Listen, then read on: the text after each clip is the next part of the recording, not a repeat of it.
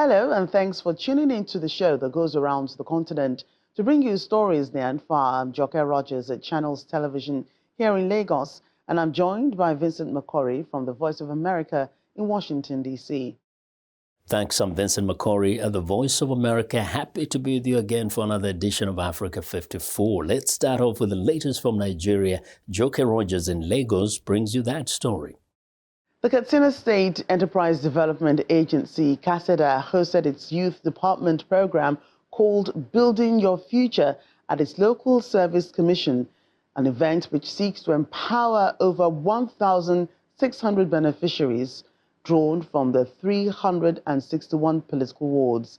At the event, the Director General of KASEDA encouraged recipients to use the opportunity to become self-employed. As the Katsina State government moves to reform the education sector in the state, educational materials worth billions of naira have been procured by the government in collaboration with the Transforming Education System at state-level project. The project aims to increase equitable access for out-of-school children, improving literacy rate and learning outcomes, and strengthening accountability for results in the state. A team-boss-sitter project vehicle to ensure seamless project coordination and operational efficiency of the coordinating unit. Special needs equipment and instructional materials for the School for the Blind and School for the Deaf, promoting inclusive education and equal learning opportunity for children with disabilities. 25,000 copies each for the Fortune Mathematics, Computers, English book series for primary 4 and 6 to improve literacy and numeracy outcome while ensuring curriculum alignment. Governor Rada also warns against late coming of teachers and students, especially at the primary schools, attitude which he said has been hampering the progress and development of the education sector in the state. I have received reports of late coming of both teachers and students to schools. This has been hammering the educational progress and development in our various primary schools. Starting in some time and in some locations, you go 10 o'clock in the morning, but students and teachers are not in schools. We have to hold someone responsible for this. And I want to assure you that I have focused my attention now to the visitation of schools, both primary and secondary school, to ensure that people go to school on time and they deliver on what they are responsible for. Commissioner of Basic and Secondary Education, Zainab Musawa, represented by the Permanent Secretary in the Ministry, says this initiative is not just about providing resources, but also laying a solid foundation for equitable access to education, fostering literacy, among other benefits. This initiative is not just about providing resources. It is about laying a solid foundation for equitable access to education, fostering literacy, and creating an accountable and result-driven system. It is about giving every child in our state a fighting chance to succeed in life and become an active participant in the socio-economic development of our communities. The state government reaffirms commitment to improving the welfare of teachers, something it has already started through a system of rewards for dedicated educators in the state. Let's get more on this initiative. Joining us to talk about access to quality education in Katsina State is the Executive Chairman, Universal Basic Education Board, Kabir Magaji. A pleasure having you on the program today. Thank you. So what specific initiatives has the Katsina State Universal Basic Education Board implemented to improve access to quality education especially for disadvantaged children? In Katsina State, led by the administration of Dr. Adiko Umar Radda, we have many initiatives. First of all, the governor started with the increment of the budget allocation for the education sector from 15% to this year, 2025, to 18%. Apart from that, We have improved the construction, rehabilitation of classrooms across the 34 HGAs of Katana State, as well as provision of more water points and toilet facilities. This is as a result of the budgetary allocation and as well as releases of funds that we receive from the state government. We also introduce conditional cash transfer to less privileged children so that they could be able to attend school. We have disbursed to 20,000 girls and boys so that they can be able to support themselves and attend schools. We have also made provision for uniforms, school uniform for them, writing materials, sandals, school bags to orphans and vulnerable disadvantaged. We have also used back to school campaign, engaging the SBMCs, mothers associations, the NGO, CSO, so that they can advocate to the community members to enroll in schools. The funding for basic education have also given us the opportunity to expand our school structures. New schools were erected so that the distance from home to school will be narrowed, so that this will reduce the pupil-teacher ratio. Having few number of people in school will help the students to get the learning better.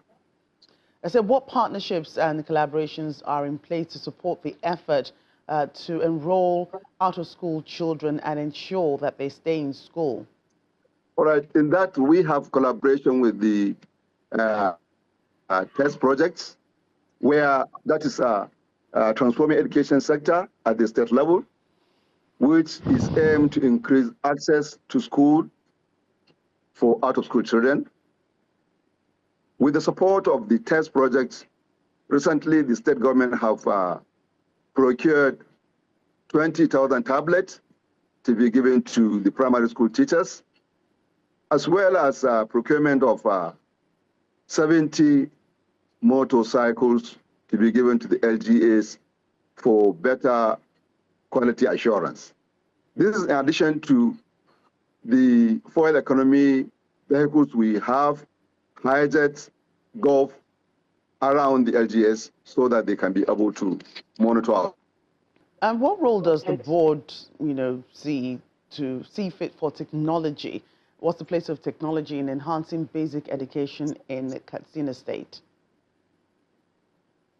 Yes, the state government have recently engaged EDU, which is a project aimed at scaling foundation literacy and numeracy through digital learning. This project have piloted in 2 LGS, and we have plans underway to expand to other LGS. It is in accordance with this that the state government have procured 20,000 tablets, which is distributed to the teachers. This is in addition to about 2,000 tablets that were distributed through BESDA collaboration with the state government. Currently, we have about 28,000 teachers within the state. So I can tell you now, 22,000 out of these 28 have their tablet now at hand to improve the digital learning literacy. Right. And what metrics or indicators will the board use to measure the level of success of these initiatives, and how will the progress be tracked and reported to stakeholders? Yes, we use we measure the outcomes of the learners through the monitoring of the conduct of the teachers, likewise testing the ability of the learners. We also use quality assurance monitoring tools that we have, and we use certain indicators that could be able to help us report the outcomes both from School Babe headquarters, the Quality Assurance Unit at the zonal level, as well as the LGA levels and at the school levels. Right, a pleasure having you again on the program today. We've been talking to the Executive Chairman, Universal Basic Education Board, Kabir Magaji in Katsina State. With the spread of false information on social media, journalists in Mozambique are on the front line in the fight against mis- and disinformation. Amaril Gule has the report from Maputo. Here in the Evidências newsroom in Maputo, Mozambique, Reginaldo Chambul and his team are working to set the record straight in a bid to combat misinformation and disinformation. He and his colleague Nelson Mukanzi say they co-founded the print and digital news outlet 4 years ago because many other organizations were not fact-checking or using data and analysis in their reporting. Chambuli says their audience quickly took off. O jornal Evidências, talvez. The Evidências newspaper may have gained greater visibility, greater prominence in such a short space of time because of the way we approach journalism itself. We once had a page where we fact-checked the main news stories circulating on social media. This year, Chambula reported on why Usufo Momadi, the leader of Renamo, Mozambique's main opposition party, had not been seen in public in the first week during the presidential campaign. Evidências began investigating a photo on the candidate's Facebook page that appeared to suggest that Momad was working on a mission abroad. Já tivemos contacto com We already had contact with some image verification tools. We took the image and put it into the software and found that the image had been published on the same page in 2019. That was the change of narrative that could have misinformed the public. With the spread of false information on social media, the Media Institute of Southern Africa, or MISA, Mozambique's journalist Armando Nhantumbo, says that investing in technology is needed on newsrooms to train journalists on how to combat mis- and disinformation. Temos maior acesso à informação graças às tecnologias. Thanks to technology, we have greater access to information, and we are able to participate more and more in governance issues, for example, which was difficult 30 years ago. What is happening is that, alongside these advantages, there are disadvantages. One of the disadvantages is precisely disinformation. MISA Mozambique provide fact-checking service and trained journalists, Nhantumbo says. Existe no espaço digital. There are digital tools that help us to do this, and we at MISA Mozambique have been organizing training for journalism students, for journalists and civil society on how to use these platforms. As society relies more on social media for information, media advocates says the work of groups like Evidências in MISA Mozambique will be a powerful tool in accurately and objectively informing the public. Amarilis Gule, VOA Africa, Maputo, Mozambique. For millions of South African children, lacking proper footwear is more than a discomfort. It's a barrier to education, dignity and opportunity.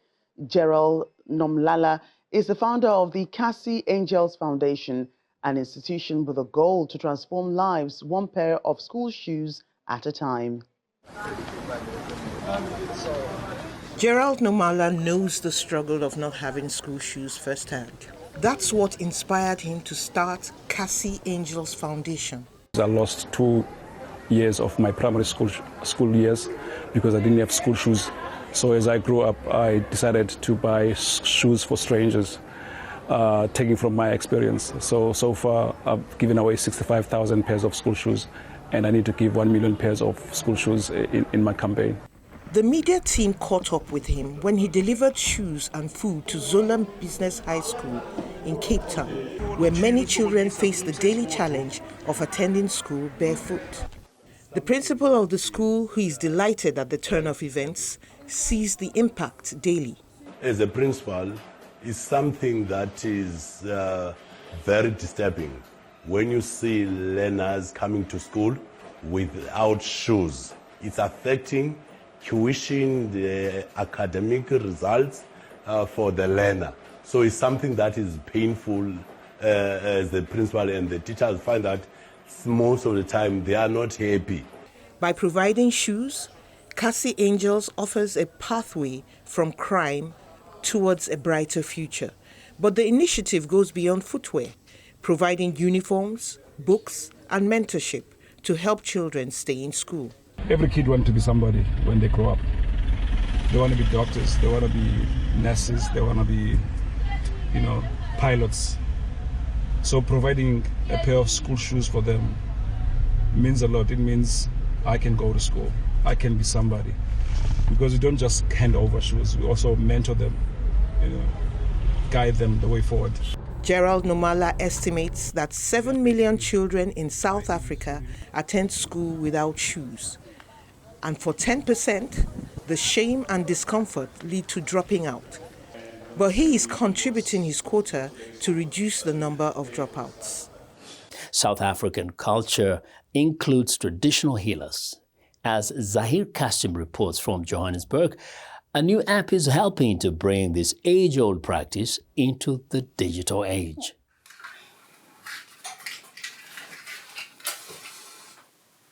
This woman in Johannesburg is preparing for a virtual consultation with a traditional healer in Cape Town.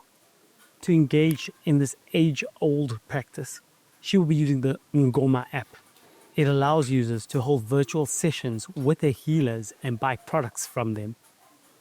Gogo Zipo is a traditional healer who says this app is allowing more people to access this ancient practice. The point of the app is to be able to find traditional healing or traditional help or traditional medical help in a safe environment with healers that have been vetted. Lebokhan Ranta came up with the idea to create the app after struggling to find a traditional healer for his spiritual journey. 4 years later, the self-funded app is a reality.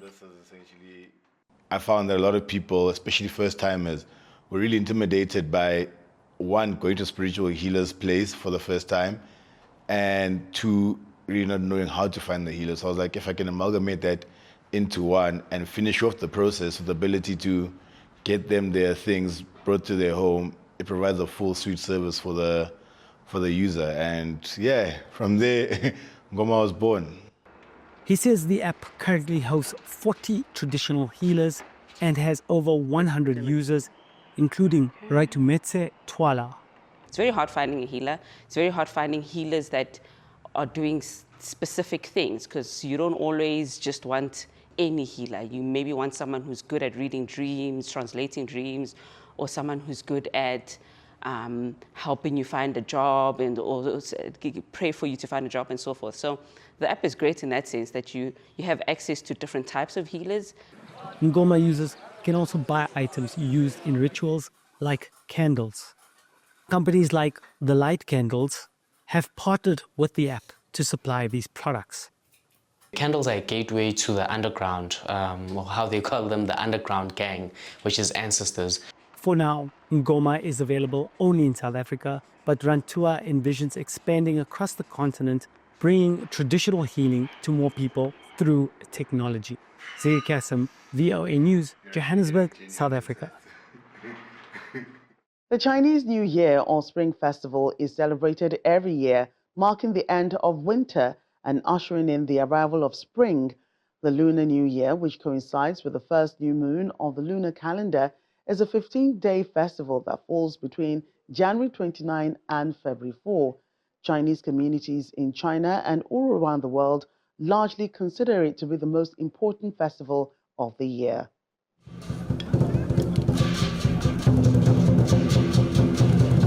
It's a fusion of mouth-watering flavors, traditions, and the colors of festivity as the 2025 Chinese New Year reception spiced with the One World, One Spring Waijing Shine Spring Festival, Gala and Food Festival unfolds in Lagos, the nation's commercial capital.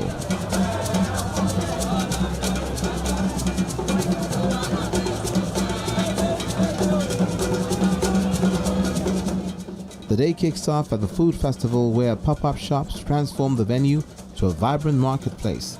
Stalls representing different Chinese restaurants offer guests a chance to indulge in authentic delicacies.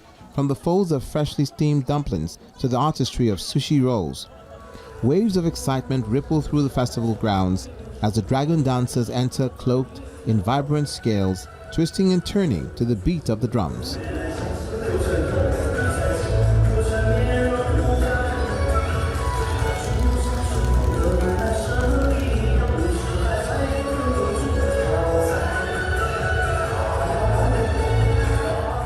Decorated with red and gold accents, the whole glitters as a speech from the Consul General of the People's Republic of China in Lagos emphasizes the importance of cultural collaboration between Nigeria and China. Together, we will build a high-level China-Nigeria community with a shared future and embrace an even brighter future for the bilateral comprehensive strategic partnership. One of the evening's most touching moments is the launch of the Together Fight Against Hunger charity project, and in display of community, beneficiaries are presented with aid, proving that beyond celebration, this event carries a deeper purpose.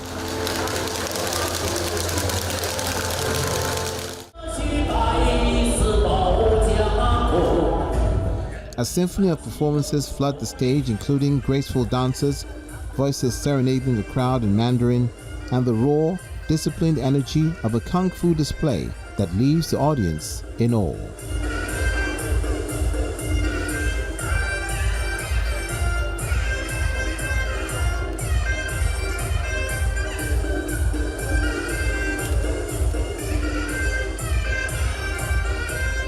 The United Nations Environmental Programme says communities living in dry lands are the most affected by global warming, with frequent droughts and subsequent floods rendering traditional livelihoods like farming and livestock keeping nearly impossible. Conservation experts in Kenya are helping such communities develop climate-resistant alternative livelihoods like beekeeping to help them cope with the changing weather patterns. Juma Majanga reports from Garsen, Kenya. In the scorching afternoon sun in Garsen on the Kenyan coast, Maurice Kadenge is harvesting honey at his beekeeping farm. Kadenge, a member of the traditionally farming Pokomo community in the Tana River Delta region, says he embraced beekeeping after perennial droughts and flooding affected his farming activities. The father of 9 says the new venture has improved his circumstances. Ninahisi kwamba I feel like it has transformed my life in a big way. It gives me an income which helps in the upkeep of my family. My wife and children eat well, dress well, and the kids go to school. Kadenge is one of the beneficiaries of the Tana Delta Green Heart Initiative, a project aimed at helping communities affected by climate change develop livelihoods that also promote environmental conservation. over hundreds groups. An East African environmental society, Nature Kenya, is implementing the project in partnership with the Kenyan government and other organizations. We are directly involved in managing these beehives. The community, they contribute to the land. They contribute some slight labor, where there's some security. They have to take part in security, making sure that the beehives are not stolen or tampered, and get money. Nature Kenya says it has so far given out over 50,000 beehives to individual farmers and various groups in the Delta area. We come in with the community don't have the financial muscle to buy these beehives. So we come in, support them with the beehives, support the capacity that they need. The UN Environment Programme says Kenya is one of the countries facing increasing effects of climate change, with communities living in arid and semi-arid areas being the most affected.